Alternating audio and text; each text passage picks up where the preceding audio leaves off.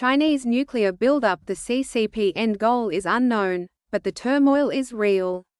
The People's Republic of China joined the nuclear club on October 16, 1964, when it detonated a 22-kiloton nuclear device at its Lopnor test site as part of Project 596. The bomb utilized 15 kilograms of weapons-grade uranium-235, producing an explosive yield roughly equivalent to the U.S. Fat Man nuclear weapon dropped on Nagasaki, Japan, in August 1945. The Chinese nuclear program was initially supported by the Soviet Union. However, the Soviets withdrew their assistance and advisors in 1960 due to the Soviet Sino split that year. Under Mao Zedong, the Chinese continued the program, leveraging the information, education, and equipment left behind by the Soviets to independently develop the bomb. China's subsequent nuclear policy diverged from the nuclear arms race between the Soviet Union and the United States that intensified in the 1960s and 1970s. However, it now appears that China is pursuing a nuclear weapons buildup to challenge the dominance of the US and Russia. The Chinese Communist Party, CCP, adopted a strategy known as minimal deterrence, a concept that President Jimmy Carter also considered prior to his inauguration in 1977.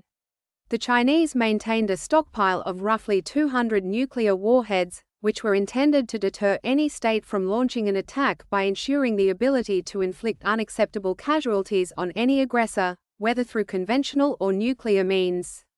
These weapons provided a second strike retaliatory capability and were supported by a declared no first use policy. The CCP has abandoned minimal deterrence, though it has not made this public, and has been rapidly building up its nuclear arsenal. It is clear to world observers that minimal deterrence is no longer a national policy. The Chinese nuclear arsenal is estimated to have reached 600 warheads by the end of 2024 and is increasing at a rate of 100 warheads per year. This rate of production far exceeds that of any other nuclear-armed power.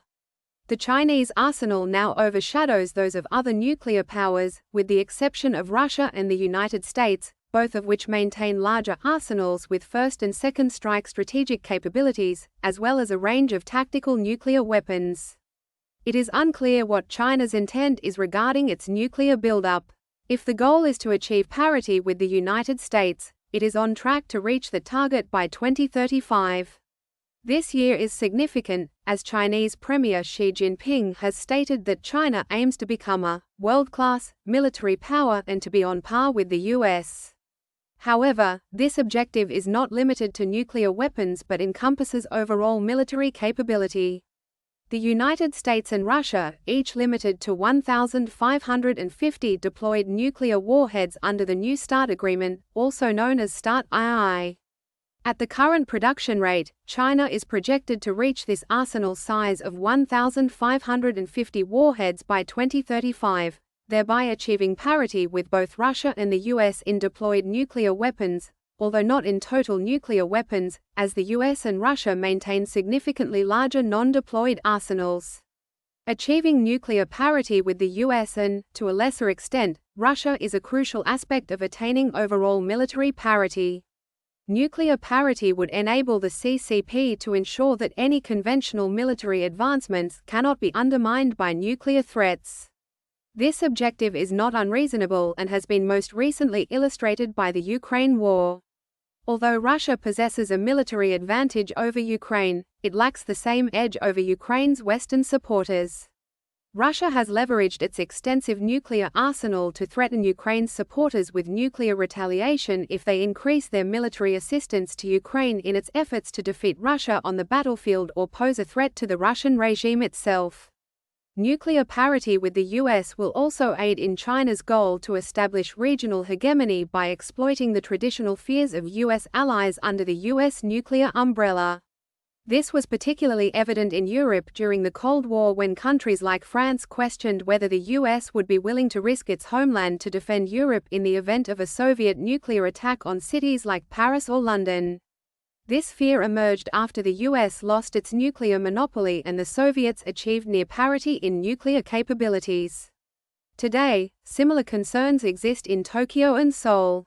If Beijing attains parity with the US in nuclear forces, could this threat lead the US to reconsider the potential costs of maintaining its nuclear umbrella? Such nuclear parity would enable China to tap into the anxieties of US allies and potentially create a rift between the US and its regional partners for China to exploit. It is not clear that parity is the intended goal. The START II treaty is set to expire in February 2026, and it seems unlikely that it will be renewed or renegotiated in the current geopolitical climate. The United States withdrew from the Anti-Ballistic Missile Treaty in 2001 and is now pursuing, along with Western Europe, an anti-missile shield to protect their cities and infrastructure. Additionally, the US exited the Intermediate Range Nuclear Forces Treaty in 2019 due to threats from China and violations by Russia. Although Russia also withdrew, it publicly stated that it would not deploy intermediate-range weapons, thereby maintaining the treaty limits. Recently, on August 5, 2025, Russia announced its withdrawal from the treaty in response to US public deployments of nuclear submarines closer to its territory. This action was a reaction to nuclear threats directed at the US by Dmitry Medvedev, the deputy chairman of the Security Council of the Russian Federation and former president of Russia. The point is that, in the current geopolitical environment, treaties limiting nuclear buildups and the political commitment to uphold them seem to be faltering. This suggests that China's nuclear arsenal might not be capped at 1,550 warheads. Instead, China could be inclined to engage in an arms race in order to match any US or Russian buildup that operates outside of arms limitation treaties. The Chinese Communist Party, CCP, could be motivated to expand its arsenal without limits, as this would deter the US or Russia from using their larger nuclear capabilities to exert leverage over China. Similar to North Korea, a more extensive nuclear arsenal provides a country with greater options in any potential arms race. Additionally, the CCP has dismissed the concept of a bipolar world order, aiming instead to create a multipolar world.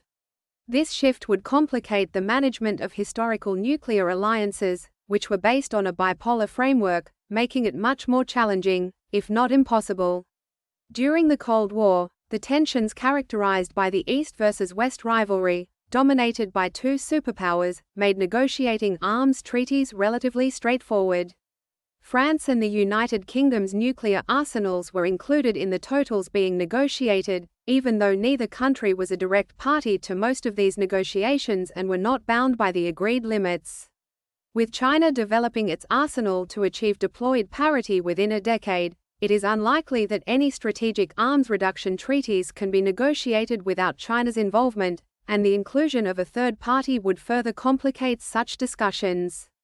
Despite this complexity, any negotiations must involve all parties, as the alignment of one party with another could significantly alter the strategic nuclear balance. If China and Russia, in their friendship without limits, manage to develop a deployed strategic arsenal that exceeds that of the US by 2035, or if China decides to acquire significant portions of Russian Siberia for defensive depth and resources, Russia could find itself at a disadvantage facing a combined, yet independent, US and Chinese nuclear threat. The British and the French are currently exploring the use of their combined nuclear arsenals, which consist of about 515 warheads, to defend Europe and reduce reliance on the US nuclear umbrella. If Russia opts to proceed with a nuclear buildup, France and the UK may be compelled to follow suit, while countries like Poland might consider pursuing their own nuclear programs.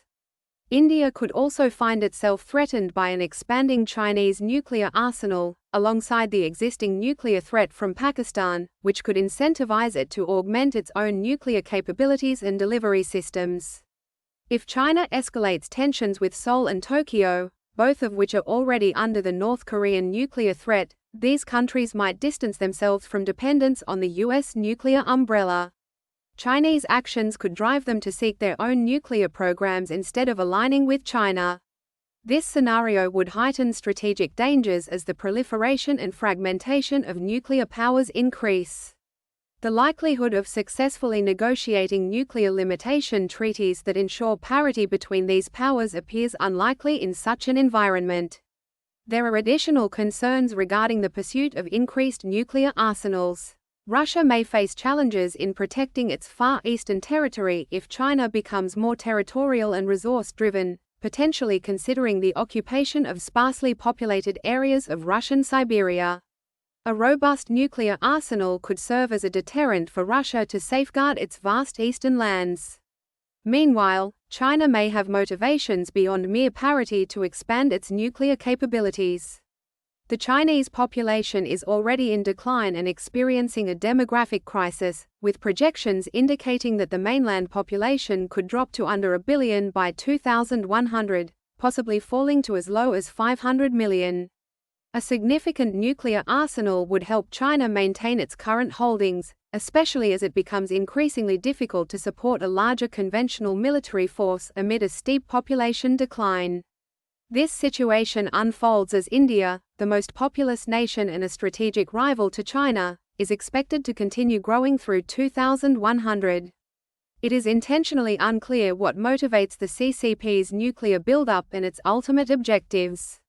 The world faces significant challenges, already strained by the repercussions of the Ukraine war and China's assertive non-nuclear ambitions, as the agreements established during the Cold War to reduce nuclear tensions appear to be deteriorating. The likelihood of re-establishing such agreements, even if political leaders were inclined to pursue them, seems nearly impossible, given that China has opted to disrupt the nuclear status quo that facilitated those agreements in the post-Cold War era.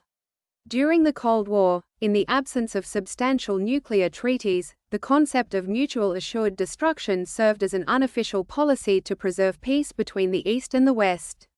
However, is that strategy still viable now that a third party has entered the equation? This situation becomes even more complex when smaller nuclear-armed rivals could instigate a conflict, potentially drawing larger powers into a war, much like the dispute between Serbia and Austro-Hungary escalated into a broader conflict in August 1914. China and the CCP leadership are a difficult group to sympathize with based on their performance both domestically and internationally. However, they are not necessarily wrong in abandoning minimum deterrence from the perspective of their national interests. Yes, they made a decision that is currently unclear in intent, and it is potentially destabilizing as it removes the nuclear status quo that has existed since the Cold War. They did this within an international system that has not rejected the concept of nuclear first use. Any major power that rejects the idea of no first use, both in rhetoric and in capability, will immediately find itself at a disadvantage compared to other nuclear powers. China was once willing to accept this dynamic, but as they seek to extend their influence globally, they have had to abandon minimum deterrence in favor of developing a first strike capability that could eventually rival that of the US and Russia within a decade. A potential solution to this dilemma could be the universal adoption of minimum deterrence by all nuclear powers, but achieving such an agreement in today's political climate appears to be unattainable.